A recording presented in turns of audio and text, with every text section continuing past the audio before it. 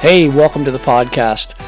This is The Surge Effect, and I'm your host, Mike Surge. This podcast will be talking about anything and everything, life in general to current events and past events, and all things about this beautiful and wonderful world that we live in.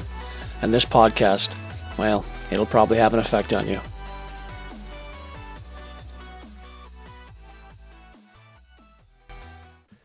Well, hello there, and welcome to another episode of The Surge Effect. In this episode, we're going to be talking a little bit about Elon Musk and takeover of Twitter. That was in the news cycle, and a little bit about freedom of speech once again. I haven't been on in about 5 weeks. I had a tragedy in my life. A good friend of mine of 45 years passed away last April 1st. And anyway, it's been a rough go, but after a lot of reflection and stuff, I realized, like most people do, how lucky you are to have individuals that are in your life and for the reasons that they're in your life. Anyway, I also reflected on some of the motivational messages that I've left myself over the course of the last couple of years on my message board. Motivational stuff about life and loss. Anyway, puts things into perspective. Anyway, on a different note, like I said, I will be talking about Elon Musk, his Twitter takeover, and freedom of speech. Okay, so I'm going to do a little bit of a chronological order of Elon taking over Twitter and how it started. In the last several weeks, in the news cycle, it's been full of stories about Elon Musk purchasing shares in Twitter to actually buying it outright for about $43 billion. Elon first started, having thoughts about first taking some shares out in Twitter, and he actually did, and the amount was 9.2% total. So Elon actually was the highest shareholder in Twitter, and he owned more than the company. More of the company than all the other board members combined for all their shares. Anyway, here's a little news clip about some of the news media just talking about Elon buying shares, and of course, about the board members' shares. Have a look.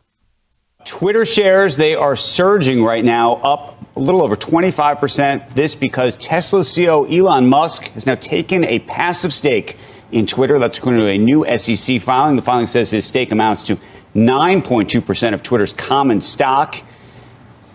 I don't know what you think. I mean, just a week ago, here he was saying that he wanted to start his own. Clearly, he's not doing that. He's doing this. A list of Twitter board members and how much they own of the company. Needless to say, nobody came close to Musk's holdings.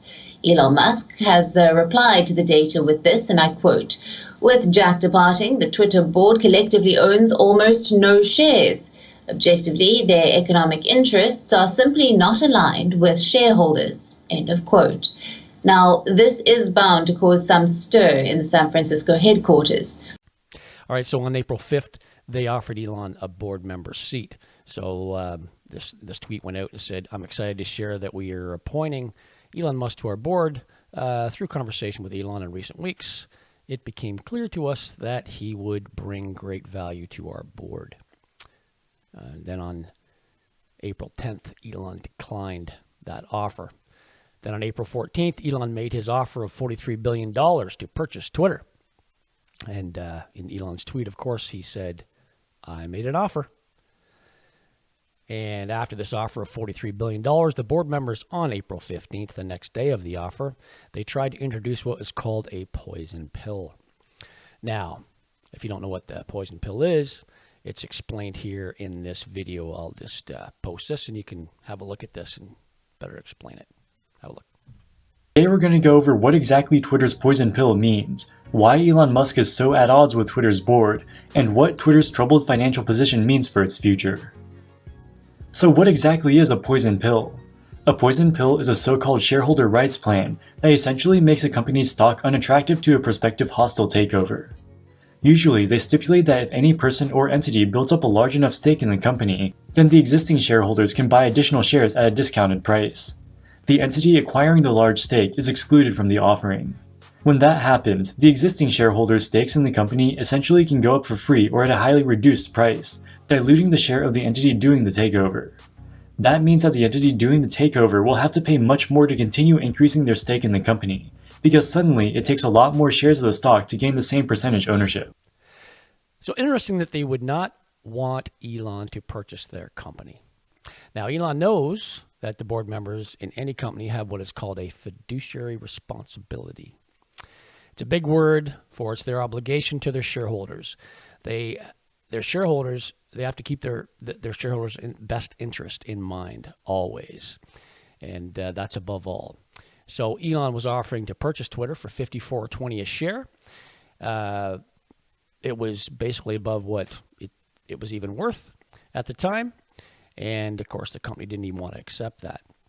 So why would the company not want to sell and make a nice profit for their shareholders? Good question to ask. And finally, knowing why they had no way out of this offer, and they had to go ahead with Elon Musk's offer because they had no other better offer, and of course they had a fiduciary responsibility to their shareholders. So they finally did accept his offer of $44 billion for Twitter. Now, the reason why it was $44 billion was because it was $1 billion if he dropped out of the deal, and it was $1 billion if he dropped out of the deal, and another $1 billion if he went through with it. So that's why it was $44 billion. So it was a win-win for the Twitter group. So 10 days after his initial offer on April 25th, 2022, Elon purchased Twitter, and here's a little video clip of that. Elon Musk has bought Twitter for approximately $44 billion. He's going to be paying each share of Twitter $54.20. In a statement released by the company, Mr. Musk said, "Free speech is the bedrock of a functioning democracy, and Twitter is the digital town square where matters vital to the future of humanity are debated. I also want to make Twitter better than ever by enhancing the product with new features, making the algorithms open source to increase trust, defeating these spam bots, and authenticating all humans. Twitter has tremendous potential. I look forward to working with the company and the community of users to unlock it." So since the purchase went through, everyone has a nice take on what Elon Musk is trying to do. The left, they're absolutely losing their minds, and they're thinking that, he could sway elections. Imagine that. That's kind of rich coming from the ones who actually did censor the Hunter Biden laptop story and ban the New York Times story just before the election. So here's a post from the Daily Mail. It's about the New York Post saying Twitter is holding account hostages, as the paper told about deleting links and the Hunter Biden email story. And here's a newspaper clip from October 2020. It literally says, New York Post says Twitter is holding its account hostage, as paper is told they must delete links to the Hunter Biden email story, even though the site lifted ban on sharing bombshell report. So there's a bunch of links that the newspaper of New York Post actually posted. Twitter basically said to them, take this down, and they actually banned their Twitter account. So that's kind of hypocritical, if you ask me, because they were just saying that Elon could, control the outcomes of elections or what have you. So something to think about there. So this year's polls also stated that 16% of the voters would not have voted for Joe Biden if they knew this story and the media had done their job. So a little flashback. Let's post this as well. 16% of Biden voters would have voted differently if Hunter Biden's laptop story was not suppressed by media and big tech. So suppose what and when? Suppressed what and when? Twitter and Facebook suppressed a story that was true. And right now, the Hunter Biden is under investigation for the exact same story from 2020. So these are all the things to consider, of course, when everyone's jumping on Elon about freedom of speech and how he's going to control Twitter. Anyway, so Elon Musk is a freedom of speech for the people. He believes in people have the right to speak freely. And why do Democrats in the States, they want to censor this? and it's the First Amendment right in the States, of course, for freedom of speech. And liberals here in Canada, of course, want to suppress our freedom of speech with Bill C, what used to be called Bill C-10. Now it's Bill C-11. They're going to try to push it through again, just under a different name. But like I've said before, quacks like a duck, looks like a duck, it's a duck. So Elon, he also tweeted this out about free speech. He said, free speech is the bedrock of a functioning democracy, and Twitter is the digital town square where matters vital to the future of humanity are debated. Said Mr. Musk, I also want to make Twitter better than ever by enhancing the product with new features and making the algorithms open source to increase trust, defeating the spam bots, and authenticating all human beings. Twitter has tremendous potential, and I look forward to working with the company and the community of users to unlock this. That's basically what Elon posted in a tweet. Freedom of speech is under the Constitution of the United States is a First Amendment. It says this: to express information, ideas, and open opinions free of government restrictions based on content. So that's basically what that is in a nutshell. In the States, Canadians' freedom under the Charter of Rights and Freedoms is as follows. Fundamental freedoms, number 2. Everyone has the fundamental freedoms. A, freedom of conscience and religion. B, freedom of thought, belief, opinion, and expression, including freedom of the press and other media communication. C, freedom of peaceful assembly. And D, freedom of association. That's in the Charter of Rights in Canada. Now, this is one of the reasons in Canada that Bill C-11 should not be passed, that the government, and this government is going against our Charter of Rights and Freedoms, of course. So, once again, get a hold of your MPs, and tell them how much you disapprove of this type of behavior from the government wanting to slam something down our throat that we do not want. So, I've spoken about this bill before, about the C-11, of course, in other podcasts, and basically in a nutshell, it's just the government wants to regulate the internet, and my question would be, why? Is this for the betterment of humanity in Canada and the world, or is this better for the government? Once again, I've said before, when they do things, do they do it for their benefit, or they do it for our best interests, right? So, it's a good question to ask. Because freedom of speech and freedom to move freely or to have and say what happens to your body, fundamentally, freedoms that all humans on this planet should have, in my opinion. So here's Elon Musk actually describing about freedom of speech in a video, and he was at a TED Talk, and the interviewer asked him about what he believed freedom of speech was, and he sums it up really well, and it's something you can tell other people about. So have a look at this. Well, I think it's very important for there to be an inclusive arena for free speech, where all, Twitter has become kind of the de facto town square. It's just really important that people have both the reality and the perception that they are able to speak freely within the bounds of the law. And a good sign as to whether there is free speech is someone you don't like allowed to say something you don't like. And if that is the case, then we have free speech. And it's damn annoying when someone you don't like says something you don't like. That is a sign of a healthy, functioning, free speech situation. So once again, why do the media not want to let free-thinking human beings have simply the ability to speak freely? So discussing problems or things in this world, and to solve things, to get things done, resolving issues for better, hopefully, and come out with solutions to those problems, right? Censoring people or stifling opinions just because you don't like that person's opinion, well, it's not saying much about good practice, about conversation in regards to get things done, to get things accomplished, to be able to sit down at a table with a bunch of people, speak freely, and to hash out ideas. The news media over the last 4 years, for instance, actually during the Trump administration, basically told lies about Russia. They found these out to be from 2 different reports, actually lies. But the media, they put it out as truth, and people believed it because it's coming from the media. The Mueller report was one of those reports, and the Durham report was another one. They kept telling lies about Russia, and these two reports actually did like 2 years, 3 years investigations, and they found it out to be a false information that they were giving people. Media outlets, they never, ever covered the Hunter Biden laptop story. Not 1 minute of coverage about a story that is being investigated not only by the FBI, but by the Senate hearings held by Senator Johnson and Senator Grassley. You can actually look those up.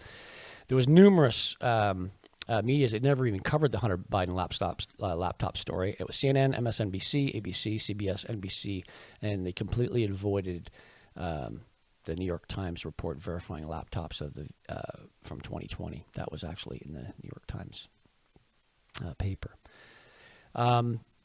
Anyway, just days after Elon Musk taking over, the Twitter Democratic government in the United States created a department called the Ministry of Truth. And this is straight out of George Orwell's 1984. Biden establishes this Ministry of Truth, and it's something else. Ministry of Truth. So who's the gatekeeper of all these truths, right? So this is where you run into problems, because where do you draw the line? Who has the truth, and where do you get your information from? Anyway. So what happened to common sense? Just using your logic as a free-thinking human being. Until someone gives you information that you have not seen or heard before, you make up your own opinion, of course, from the subject matter and the information that you've seen or read, and then you come to your own conclusion. Simple human logic. For example, if you've watched someone fall off a cliff and it was a 400-foot drop and you didn't see a parachute, chances are that individual is dead, because that's what you see in your head, almost like a magic trick, right? So the information that you know at the time, you believe that to be true.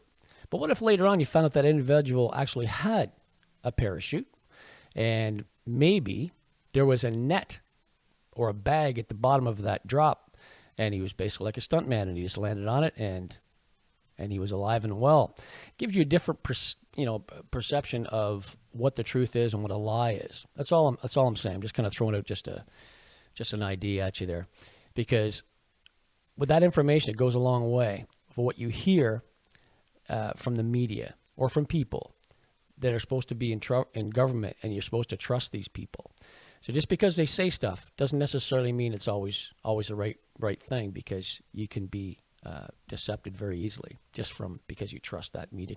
Almost like Walter Cronkite days, because he just told it like it was, come out and just didn't give his opinion. He just went ahead and said the information that was on his paper. So everyone is using this term about misinformation, but I have never seen so much disinformation in the mainstream media in my life.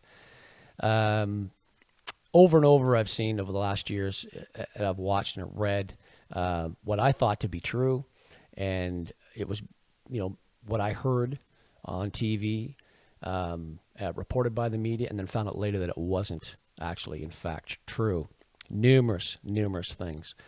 But most media companies, they don't cover stories at all, to let alone cover them truthfully. So I have more faith in people actually filming something live with their cameras and seeing things live with their own editing, with no editing, or any special tricks or camera tricks or something. They're just filming it and they show it, and then you get to see it, and you can make up your own opinion. You don't need to have somebody else making up your opinion for you. Because those people, they post it on Twitter or Facebook or TikTok or any other social media platform, and they don't work for some conglomerate, and then they just post what they see, and they have no skin in the game at all. So they just record stuff when they're at a function, they just post it, and then you get to see it, and you make up your own mind. You don't need somebody else, like I said, to help you make up your mind. So anyway, in closing, I'd just like to say again, the freedom is just that, okay? It's freedom. And what does freedom mean? Well, go ahead and drop me a line. What's it mean to you? Drop me a line. I'd like to hear from you, and maybe in my future podcasts I can post some of the stuff that you've emailed to me. You go ahead and email me at the podcast@thesurgeeffect.ca, And that's my email. Just go ahead and just let me know what you think about freedom. And later on down the road, when I do another podcast on freedom, I will possibly post what you've said to me. Everyone has a different opinion. These are my opinions, and that's why we all have discussions about stuff, and hopefully come out with an amicable solution to problems and issues, and figure stuff out in this world. That's what it's all about. Okay. Anyway, that's it for today's podcast, everybody. Okay. And I hope you've learned a little bit something and walk away with a little bit of something. This podcast is also on Rumble, rumble.com. You can check me out there. You can also check me out at the surgeeffect.ca. That's my webpage. And you can also email me, like I said, at podcast@thesurgeeffect.ca. So that's it for me today, everyone. Have yourself a great day. Until next time, cheers. This episode sponsored by He Shirts, She Shirts. Go to www.heshirtssheshirts.ca. Just type in the letters TSA, The Surge Effect. When you check out, type in TSA for your coupon and receive 10% off your next purchase. Thanks for listening to today's podcast, everybody.